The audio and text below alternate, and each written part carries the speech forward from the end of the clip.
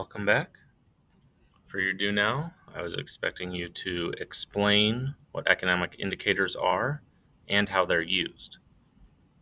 Economic indicators are stats, numbers, data that tell us how the economy is doing. They're different measurements of the economy, and they're used to tell us which parts of the economy are doing well, which parts of the economy are doing not so well. So it's a way of measuring how well things are going.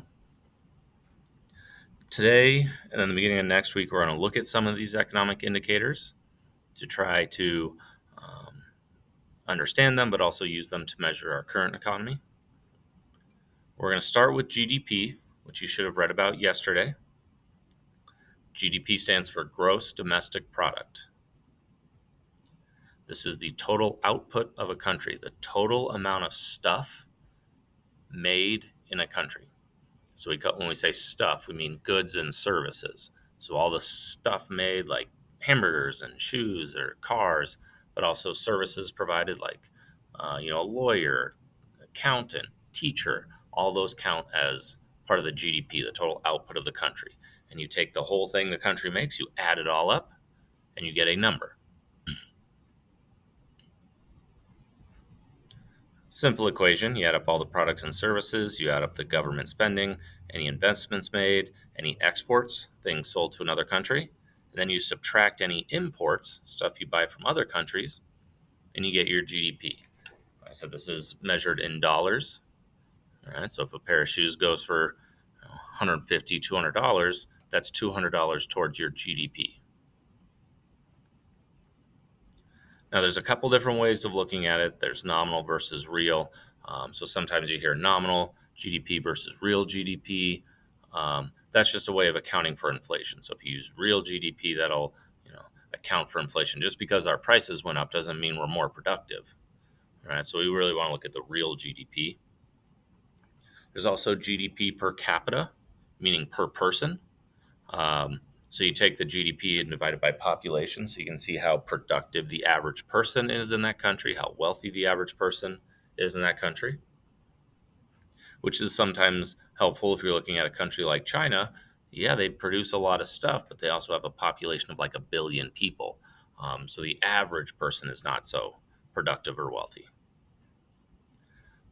GDP, the statistic, is measured and tracked over time. This is where we get the terms expansion, recession, depression when we talk about economics. So if you look at it on a graph, if this curvy line represents our GDP, the straight line is the average. When GDP is going up, we call that expansionary or recovery. Expansion is good. You want GDP increasing.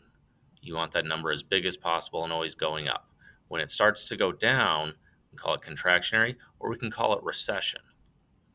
So that's a word we heard a lot recently in the U.S. economy, is that we might be in a recession. That's when your GDP is going down for like half the year. So if you have a consistent decrease in GDP, it's called a recession. If it lasts long enough, it's called a depression. So like the Great Depression is when our GDP was down for like a decade. And then it hopefully comes right back up into another expansion. So this is happening all the time. There's always little ups and downs in the GDP. Obviously, you want more ups than downs. You want the ups to be for a long time, your downs to be very short. But this kind of happens in cycles. Right? Things go good, it slows down. Things go good, it slows down. Here is U.S. GDP over the past 100 something years, 150 years. You can see it has been increasing on average. It does have some down periods where things aren't so good. Here's the Great Depression. If you know your U.S. history, after World War II, there was a little letdown, but mostly it's going up with small little turn down. The Great Recession was about 15 years ago, where it kind of turned down. Since then, it's kind of come back up, and it's sort of a little bit flat. It hasn't increased like it was in the 80s, 90s, and 2000s. It's kind of a little bit more flat. It is increasing, just not very dramatically. Here's a zoomed in version of that. You can see GDP is going up, and then here's the pandemic, spike down, but a spike right back up, because there was a short time period where our GDP really fell off and everything was getting shut down. So go ahead and log into Pear Deck. We're going to answer a few questions on the Pear Deck today. First, I want you to guess how much the US GDP is. How big is this number if we added up all the stuff made and sold in the US? You can pause the video. The US GDP is in the area of $23 trillion. It's a huge number. We're very productive. This is really big considering all the stuff we buy from China is a negative number. It brings us down. Right? If we didn't count all the stuff we bought from China, this number would be even bigger. Our goal today is to look at some maps, graphs, charts about GDP. We're going to kind of break them down and analyze what each one's about. Here we have one showing US states compared to other countries. So what's the GDP of each of our US states? How does that compare to a country? So if we look at Colorado here, our GDP, just the state of Colorado, is equal to the country of Israel's GDP. All right. Colorado by itself produces more than the entire country of Israel. Texas produces more than Canada. All right. Texas by itself produces more than the entire country of Canada. California produces more than the entire country of Brazil. Michigan produces more than the UAE. The UAE is where Dubai is and Abu Dhabi, famous for its wealth. Well, just the state of Michigan outproduces it. It shows the level of wealth here in the United States and productivity. All right, on the Pear Deck, I want you looking at this map. It's showing several states. If we chunked several states within the U.S. together, how do they compare to different countries? We got China, right? It's about half the United States. Germany, a little bit less than half. UK and Japan, or maybe a third of the United States, right? That those collection of states outproduce these giant countries. Why do you think the U.S. is so productive? And pause for a second and write. And the answer to this question is, well, there's lots of reasons. One, we got lots of resources.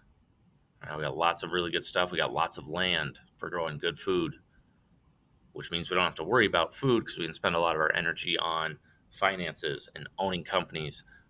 America is very advanced technologically. A lot of our people are highly educated. Our people are very creative. They create new technologies, new inventions. They work hard. We work hard. We work more hours than a lot of places in the world. There's a lot of reasons why America is so productive. Now, I want you to look at this map. This map is showing different countries compared to other amounts of money. Kind of a weird way to say it, but this darkest blue, almost purple, those are countries that have a higher GDP than California. You can see there's very few countries in the world that have a higher GDP than California. The next level is U.S. student debt. So if we added up all the student debt here in the United States, it's bigger than most countries. Then you can look at Apple. The company of Apple by itself is bigger than most countries. The U.S. military produces more than most countries. All right, so looking at this, what areas of the world are most productive and how do you know that? You can pause the video. So if we're looking at this map, areas that are highly productive would be North America, Europe, Asia, East Asia, some areas in South America. Areas that are not would be like Africa, the Middle East, Central Asia. I know because all of these things, the more expensive it is, the higher the price, the more dark blue it is. And so those countries in darker blue are the more productive. All right, so looking at this map, which is a giant circle, if this was the entire world's GDP, and then you cut it up based on what each country contributes. So bigger countries, like the United States, have a bigger piece of this pie.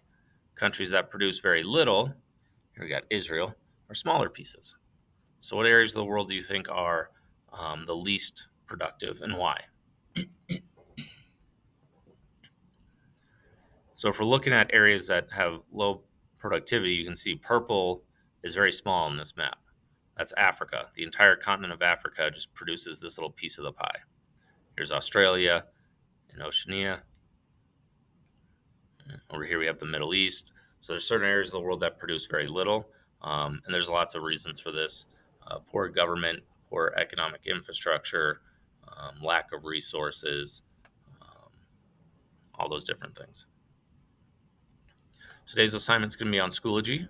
You're going to be looking at different maps and graphs and charts of GDP to answer different questions. Let me know if you need help.